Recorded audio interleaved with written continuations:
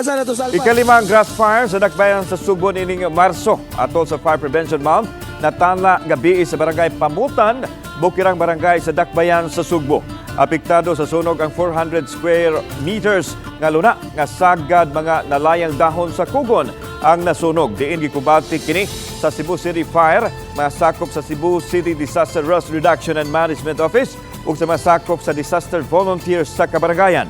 Tungod sa tungason, kagamay kabatuon sa dalan usab hinungdan nga maglisod pagsulod ang mga dagkong fire trucks ug water tanker. Hinungdan nga masakop sa Special Rescue Squad sa Cebu City DRRMO ang nihimo nining gitawag og starvation. Laing paagi sa pagpaong sa kayo diin hawanan ang usa ka dapit aron di na makakatap ang kayo. Ug manumanong pagpaong sa kayo. Gibarabadang mudagan sa 4 ka oras ang pagpaong sa kayo. Awhag sa Cebu City o Cebu City DRRMO sa publiko kalikayan ang pagdaob o pagpasagad usab og labay ug upos sa tabako aron kalikayan ang sunog.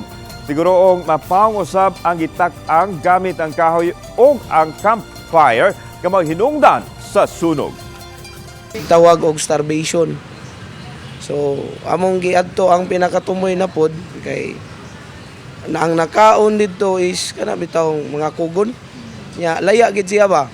So, among gi-advancean og gamay ang nasunog og asa siya padulong dayon. Gihawanan namo siya para lang pod inig abot sa atong mahawan nga part is dili na siya kadako maayo.